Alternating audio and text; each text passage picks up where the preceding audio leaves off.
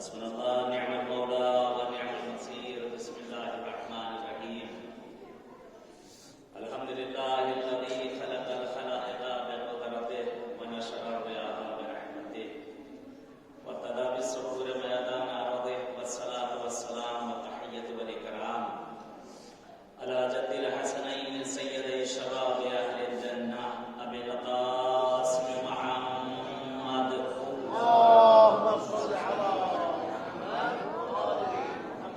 ولعنة الله على أعدائهم أجمعين من الآن إلى لقاء يوم الدين أما بعد قالت فاطمة الزهراء سلام الله عليها مثل الإمام مثل الكعبة إذ تؤتي ولا تأتي صلوات محمد وآله اللهم صل على محمد وآل محمد. شکر ادا کرتے ہیں اس امام معصوم کا کہ جس بارگاہ میں ہم اور آپ حاضر ہوئے ہیں، کہ جس کا لقب ہی رؤوف ہے، بڑے مہربان ہے یہ امام جس کی بارگاہ میں ہم اور آپ حاضر ہوئے ہیں۔ شاید اور اماموں کے یہاں جانے کے بعد تھوڑا آپ کو وہاں پر تھوڑی سختیاں اور مانگنے میں تھوڑا زور لگانا پڑتا ہے، لیکن امام رضا کہ جن کا لقب ہی رؤوف ہے، رأفت ٹپکتی ہے یہاں سے، بڑے نرم دل ہے یہ امام، جو مانگے میں مل جائے گا، جب غیروں کو دے دیتے ہیں ہم تو پھر دین کے اپنے ہیں۔ یہ دربار ہے کہ جس جگہ پہ آئے ہیں، جس کی اولاد پیغمبر نے دو ایسی ہستیاں ہیں کہ جن کو اپنے جسم کا ٹکڑا قرار دیا ہے۔ پیغمبر اعظم نے معصومین میں دو ایسی ہستیاں ہیں، ویسے تو سارے معصوم پیغمبر کے جسم کے ٹکڑے ہیں، لیکن تاکیداً دو ایسی ہستیاں ہیں جن کے لیے خود پیغمبر اعظم نے اپنے جسم کا ٹکڑا انہیں قرار دیا ہے۔ ان میں سے شہزادی کونین جناب زہرا سلام اللہ علیہا ہیں، اللهم صل على محمد وآل محمد. کہ جن کو بضعہ کہا گیا ہے، اور دوسرے امام رضا رؤوف ہیں کہ جن کو پیغمبر اعظم نے اپنے جسم کا ٹکڑا قرار دیا ہے۔ آج اس معصوم کی بارگاہ میں ہم اور آپ حاضر میں ہیں، اس معبود حقیقی کا جتنا شکر ادا کیا جائے اتنا ہی کم ہوگا، کہ جس نے ایام فاطمیہ میں کہ شہادت کے جو ایام چل رہے ہیں، اپنے وطنوں میں مجلس کرنا اور بارہا اس جملے کو تکرار کیا ہے، بارگاہ معصوم میں امام رؤوف کی بارگاہ میں بیٹھ کر پرسہ دینا ان کے دادی کا اور بات ہے۔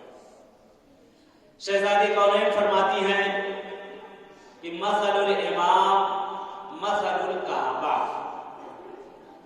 امام کی مثال مثل کعبے کے، امام کعبے کے مانند ہے۔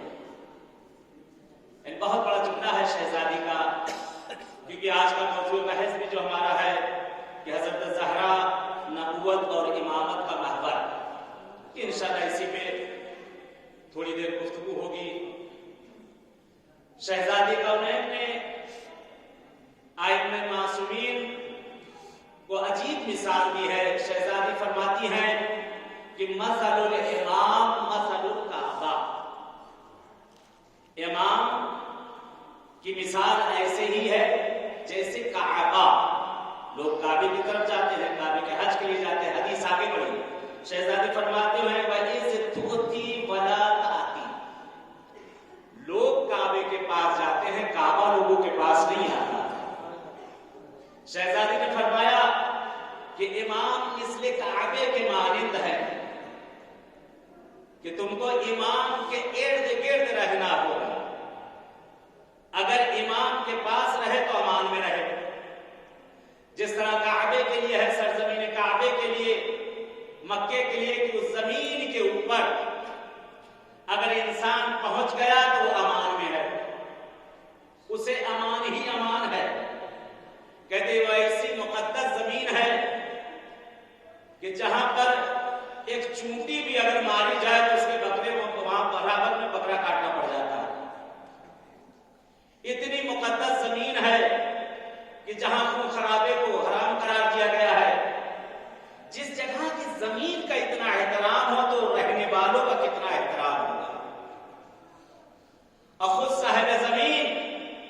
جس کے صدقے میں خود وہ زمین بنی ہو. کعبہ جس جگہ پر زمین مکہ پر بنا ہوا ہے، کہتے کعبہ جائے ولادت امیر المومنین ہے. لیکن عجب زمانہ ہے، عجب زمانہ ہے، کعبے کا لوگ طواف تو کر لیتے ہیں لیکن صاحب کعبہ کو لوگ نہیں مانتے. عجیب زمانہ ہے کہ کعبے کے ارد گرد تو گھوما کرتے ہیں. کہتے ہیں اس کو اشعار میں بھی نقل کیا گیا ہے، مورخین میں بھی عجب نقل کیا. کہتے ہیں کعبے کے ارد گرد لوگ گھومتے ضرور ہیں، جس طرح زمین مکہ کے ارد گرد حیوانات بھی گھوما کرتے ہیں. وہاں پر مثل دی گئی ہے، مولا چوتھے امام کا زمانہ ہے. کہتے ہیں آقا نے ایک مرتبہ، مولا کے صحابی موجود ہیں، مولا سے بہرحال باتیں ہو رہی تھی. کہتے آقا کتنا ہجوم ہے، کتنا رش ہے اس جگہ پر. کہتے مولا نے ایک مرتبہ انگلیوں کو اٹھایا، کہا اس کے درمیان میں دیکھو. کہتے ہیں جو انگلیوں کے درمیان دیکھا گیا تو کہتے کعبے کے ارد گرد حیوانات گھوم رہے تھے. ایک مرتبہ گھبرا کر مولا سے سوال کر لیتے آقا یہ ایسا کیوں؟ مولا فرماتے ہیں کیونکہ یہ کعبے کے پاس تو آ گئے لیکن صاحب کعبہ کے نزدیک نہ ہو سکے. ایک سلوات بھیجو محمد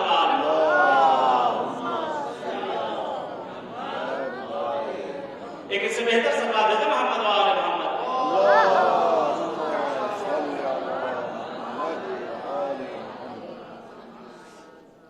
کہتے شہزادے کونین محور ہیں امامت اور نبوت کی، اور شہزادے کونین کے بہرحال پیغمبر کی بھی حدیث کہ آپ کو بہجا کہا گیا ہے، اور امام رضا کو بھی.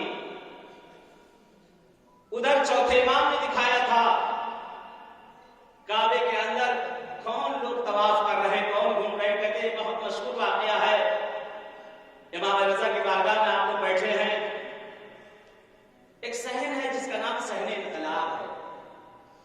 صحن انقلاب میں جب آپ انٹری کریے، دروازے کے پاس آپ دیکھیں گے وہاں پہ ایک قبر ہے جہاں پر عورتوں کا ہجوم رہتا ہے. عورتیں بیٹھی یاسین اور رحمان اور کیا کیا وہاں بیٹھی پڑھا کرتی. کیوں پڑھتی؟ وجہ کیا ہے؟ کہتے اس جگہ پر ایک بہت بڑے عالم کی قبر ہے، بہت بڑے مجتہد، بہت بڑے عالم، بہت بڑے عارف. ہر کوئی جانتا انہیں، ان کے نام سے آشنا ہے.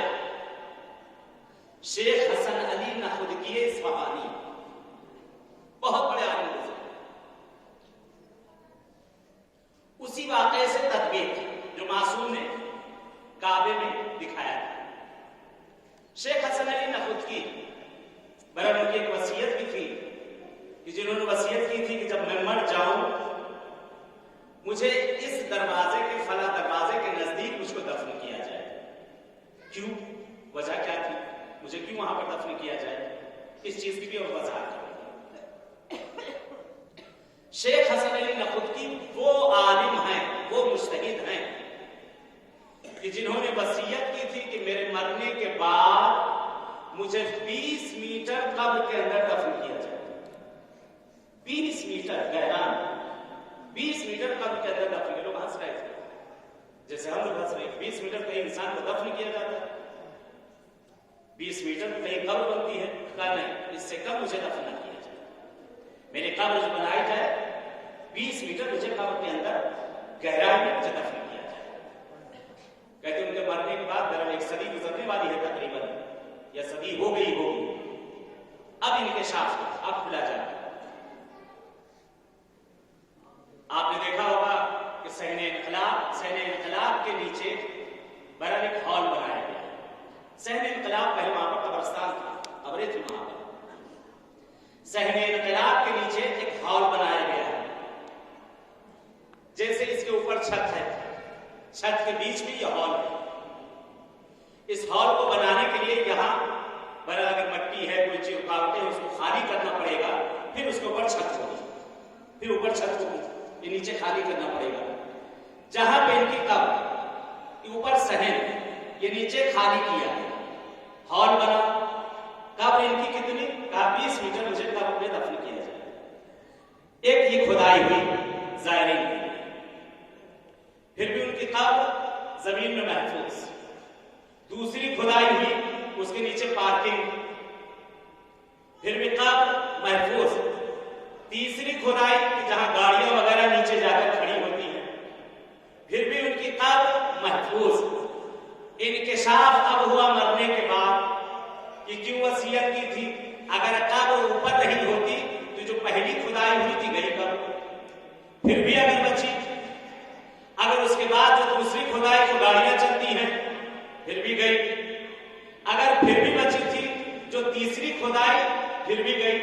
تو آج جا کر پتا چلا کہ کیوں انہوں نے وصیت کی تھی مجھے 20 میٹر قبر کے اندر دفن کیا جائے, اور کیوں انہوں نے وصیت کی مجھے اسی جگہ پر دفن کیا جائے جہاں ان کی قبر ہے. نقل کیا جاتا ہے بہت بڑے عارف گزرے ہیں, بہت بڑے عارف گزرے ہیں, مجتہد, عالم, عالم باعمل, جن کے اس وقت پوتے بھی نواسے بھی موجود ہیں اور بہت بڑے عالم ہیں, مجتہد ہیں, حجت ہاشمی, کہ خدا ان کو طول عمر دے. ہم کو استاد محترم بھی بیان رہ چکے ہیں. انہوں نے وصیت اس لیے کی تھی, کہتے ہیں امام رضا علیہ السلام کی بارگاہ میں ہمیشہ انہوں نے وقت باندھ رکھا تھا جب تک یہ حالیہ رہے. مولا کی بارگاہ میں آیا کرتے تھے, حاضری دیا کرتے تھے. ایک دن آقا سے کہتے مولا بہت معجزات سنے ہیں, آقا کچھ ان آنکھوں سے بھی دکھا دو. یہ میرے مولا کچھ میری آنکھوں سے بھی مجھے کچھ دکھا دے, بڑے معجزات آپ کے یہاں کے لیے میں نے سنے ہیں. کہتے شیخ حسن علی خواب میں دیکھتے ہیں, سنتے ہیں کہ وہی صحن ہے, صحن انقلاب, کہ ایک دروازہ, اس سے آپ اپنے مرتبے کو بھی سمجھیے گا جو یہاں پر آئے ہیں. کیا دیکھتے ہیں کہ زواروں کا ہجوم ہے, زائر تو جوک در جوک حرم کے اندر داخل ہو رہے ہیں. حسن علی نخودی آتے ہیں اس مقام پر جہاں ان کی قبر ہے. کیا دیکھا کہ امام رضا کا وہاں پر تخت لگا ہوا ہے, آقا وہاں پر بیٹھے ہوئے ہیں. کہتے مولا کے کنارے آ کر کھڑے ہو جاتے ہیں اور مولا سے کہتے مولا کتنے زائر آپ کے یہاں نظر آ رہے ہیں, کتنا رش ہے, کتنا ہجوم ہے, کتنے چاہنے والے آپ کے پاس آئے ہیں. اس روایت کی اس بات میں یہاں پہ روکتے ہوئے باتیں جو روایت آپ کی خدمت میں عرض کروں, کہتے امام رضا کی بارگاہ میں زیارت کرنا امام حسین کی زیارت سے افضل ہے. کتاب کامل زیارت کے اندر موجود ہے, حدیث بڑی پڑی ہے. راوی نے سوال کیا تھا نوے آقا سے, غسل آقا سے, کہ آپ نے فرمایا کہ امام رضا علیہ السلام کی یعنی آپ کے بابا کی یا آپ کے دادا کی زیارت کا ثواب, زیارت کا ثواب امام حسین علیہ السلام کی زیارت سے بھی بڑھ کر ہے. مولا نے کہا ہاں, میرے جد کی زیارت سے بڑھ کر راوی سوال کرتا, کہتا مولا آپ کے جد امام حسین تو سید الشہداء ہیں, میں نے تو سنا تھا ان کی زیارت کا ثواب سب سے زیادہ ہے. کہتے اس وقت امام تقی ارشاد فرماتے ہیں, مولا فرماتے ہیں اے میرے بھائی تو نے انصاف نہیں کیا, تو نے انصاف نہیں کیا. میرے جد امام حسین کی زیارت کو وہی جائے گا جسے مولا بلاتے ضرور ہیں, لیکن میرے جد حسین کی زیارت کو ہر فرقے کا انسان جاتا ہے. 4 امامی بھی جاتے ہیں, 6 امامی بھی جاتے ہیں, بورے حضرات بھی جاتے ہیں, 4 امام زیدیہ بھی جاتے ہیں, دیگر فرق دیگر مذاہب کے لوگ بھی جاتے ہیں, لیکن میرے بابا رضا کی زیارت کو وہی آتا ہے جو 12 اماموں کا ماننے والا ہے. اب ظاہر پڑھیں, اب ظاہر پڑھیں, لیکن اس زمانے پہ یاد کرو, جس زمانے میں بہرحال ان جگہوں پہ آنا محال تھا, مشکل تھا. پھر حدیث آگے بڑھی, کہتے جس وقت امام نے فرمایا کہ کیوں امام حسین کی زیارت سے بڑھ کر 1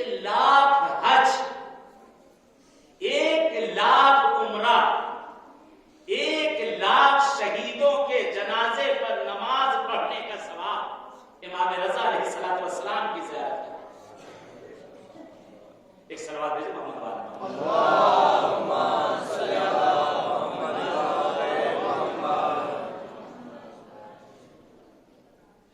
کہتے راوی نے جب سوال کیا مولا نے ایک اور وجہ بتائی. کہتے سنو گے کیوں میرے بابا. امام جواد کا فکر ہے، امام متقی کا ہے، کتاب کامل زیارات کے اندر موجود ہے حدیث. مولا فرماتے ہیں جانتے ہو کیوں میرے بابا امام رضا کی زیارت کا ثواب میرے جد امام حسین سے بڑھ کر؟ کیا وجہ کیوں؟ مولا فرماتے ہیں سنو گے میرے جد امام حسین علیہ السلام کو جس وقت سرزمین کربلا پر شہید کیا گیا تھا، میرے جد حسین کی فیملی کا ہر فرد وہاں موجود تھا. بھائی موجود، بھانجے موجود، بھتیجے موجود، بہنیں موجود، بیٹیاں موجود، ہر کوئی ہر عزیز میں سے وہاں پر موجود تھا. لیکن جس وقت میرے بابا کا دم نکلا ہے، ایک بیٹا میں جواد میں بھی مدینے میں، ایک بہن معصومہ وہ بھی مدینے میں، میرے بابا کا غربت میں دم نکلا ہے کہ جن کا لقب ہی غریب الغرباء ہے، جن کا لقب ہی غریب الغرباء. آج اس معصوم کے بارگاہ بیٹھے. کہتے شیخ حسن علی نقوی کہتے جناب زہرا سلام اللہ علیہا محور انبیاء و محور امامت ہیں. کہتے بیٹھے مولا آپ کے بہت ظاہر آئے ہوئے آقا، جدھر نظر اٹھا کے دیکھیے ظاہر ہی ظاہر ہیں. کہتے ایک مرتبہ مولا امام رضا علیہ السلام نے اپنی دونوں انگلیوں کو اٹھایا جس طرح سے چوتھے امام نے کعبے میں اٹھائی تھی. مولا نے کہا اس کے درمیان دیکھو، اس کے درمیان دیکھو. کہتے شیخ حسن علی نقوی جیسے ہی دیکھتے ہیں گھبرا گئے. اے میرے آقا یہاں تو کوئی انسان نظر ہی نہیں آ رہا، یہ تو سارے چوپائے نظر آ رہے ہیں، بھیڑ بکری گدھے کتے نہیں معلوم کیا کیا کیا. کہتے ایک مرتبہ گھبرا کر کہتے آقا یہ کیا ماجرا ہے. دوسری طرح یہاں حدیث اور نقل کی جاتی ہے کہ ان کے چہرے پر ہاتھ پھیرا کہ چشمہائے بصیرت کھل گئی، یعنی آنکھوں کے پردے کھل گئے. مولا سے سوال کرتے آقا یہ کیا، یہ تو آپ کے سب ظاہر اور ظاہرہ تھے مولا، یہ کیسے تو سب حیوان نظر آ رہے ہیں، ان میں کوئی بھی انسان نہیں آتا. گھبرا گئے مولا یہ کیا ماجرا ہے. آقا فرماتے ہیں یہ ان کے اعمال ہیں، یہ ان کے اعمال ہیں جو تمہیں اصل شکل میں دیکھ رہے ہو. جس طرح سے چوتھے آقا نے فرمایا تھا کعبے میں، یہ جو دیکھ رہے ہو تم یہ ان کے اصل اعمال ہیں، ان کی نیتیں ہیں جو تمہیں اس وقت اس نظر آ رہی ہیں. کہتے پریشان ہیں، چہرے پر اضطراب ہے، امام رضا کے چہرے کو دیکھے جا رہے ہیں. مولا کہتے ہیں صبر کرو صبر کرو، ذرا اس دروازے کی طرف تو دیکھو. کہتے دروازے کی طرف دیکھا کہ جو بھی دروازے سے، کیونکہ اس زمانے میں وہی ایک ہی دروازہ تھا وہی آنے کا، اور اسی کے بغل میں ایک چھوٹا دروازہ تھا باہر جانے کا. کیا دیکھا دروازے سے جو بھی اندر آتا ہے انٹری کرتا ہے اس کا حلیہ بدل جاتا ہے، حلیہ بالکل اس کا بدل جاتا ہے. مولا نے فرمایا اے حسن علی تم نے ان کا داخل ہونا دیکھا ہے، ذرا ان کا نکلنا بھی دیکھ لو. تم نے انٹری دیکھی ہے، ایگزٹ بھی دیکھ لو. کہتے آپ جو نگاہ گھماتے ہیں اور پھر کے آپ جو دیکھتے ہیں کیا دیکھتے ہیں کہ وہی جو جانور اندر داخل ہوئے تھے جیسے ہی یہ حرم کے اندر داخل ہوتے ہیں، گنبد مولا رضا کے نزدیک ہوتے ہیں، وہاں سے باہر نکلتے ہیں، حرم سے باہر نکل کے جانا ہی چاہتے ہیں، ایک نور کا احاطہ آتا ہے، اس کے درمیان سے لگتا ہے جیسے فرشتے باہر نکل کے جا رہے ہوں. مولا رضا سے سوال کر لیتے ہیں آقا یہ ماجرا کیا ہے. کہا تم نے ان کے گناہوں کو دیکھا تھا، یہ میری رافت کو دیکھ لو. گنہگار آئے تھے ضرور، میں نے ان کو پاک کر کے یہاں سے واپس کر دیا ہے. ایک شراب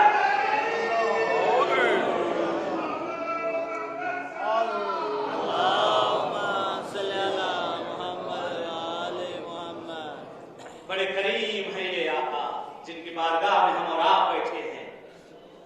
جناب شہزادی کونین نے فرمایا امام کی مثال ایسے ہی ہے جیسے کعبے کی. ہم لوگ اس وقت کعبہ دلہا کے پاس امام رؤوف کی خدمت میں بیٹھے ہیں، شہزادی کونین کا پرسہ دینے کے لیے آئے ہیں، وقت میں اتنی گنجائش نہیں۔ کہتے ہیں جناب زہرا سلام اللہ علیہا شہزادی کونین کے لیے ملتا ہے کہ جناب زہرا گھر پہ بیٹھی ایک سائل دروازے پر آتا ہے، کھٹکھٹاتا ہے، آواز دیتا ہے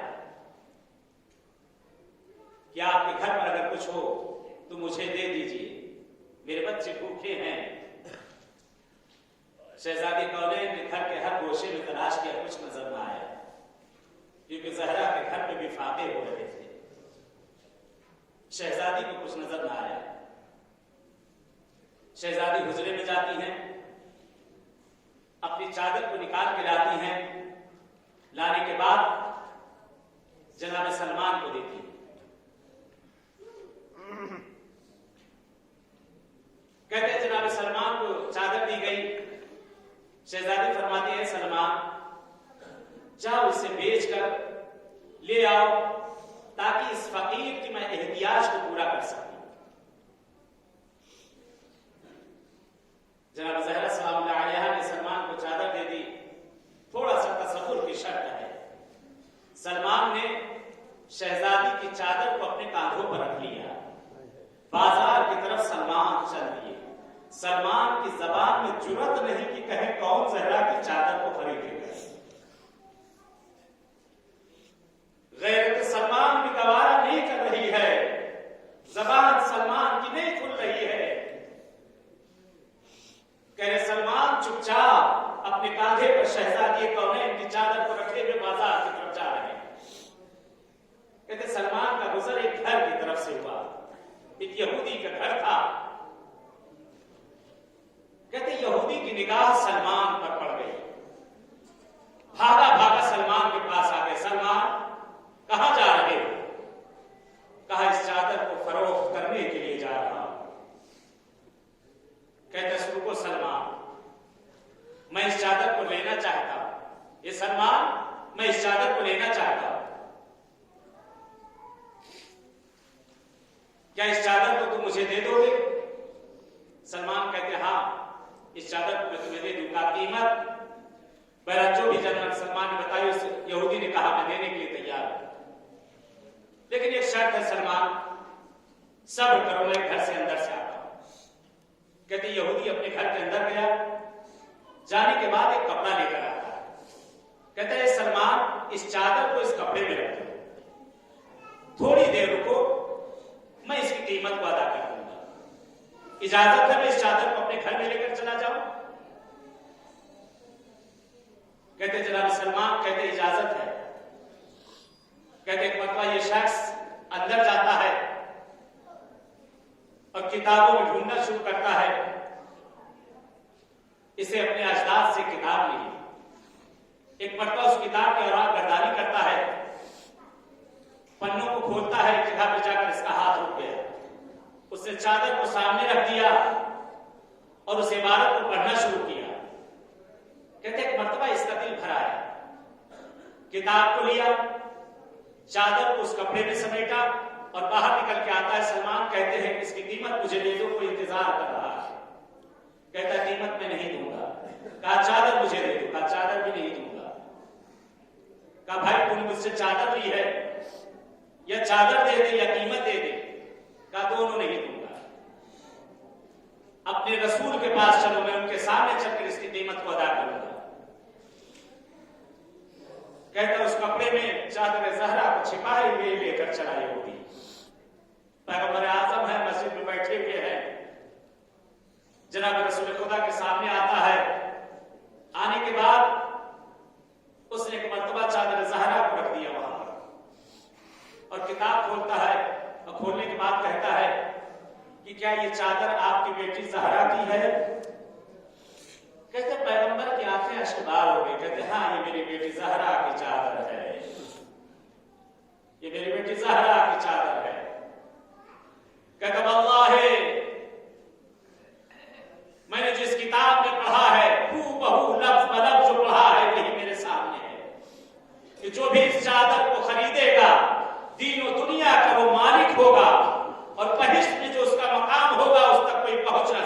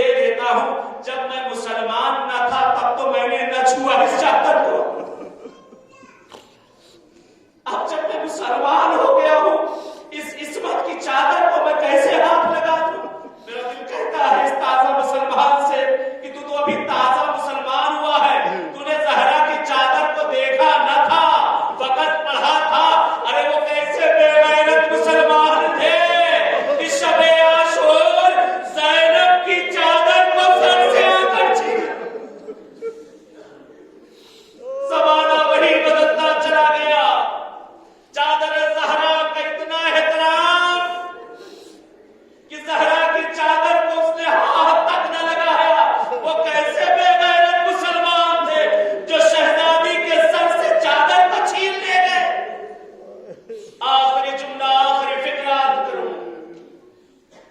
کہتے نقل کیا جاتا ہے مختار کا دربار ہے، شہر کوفہ ہے.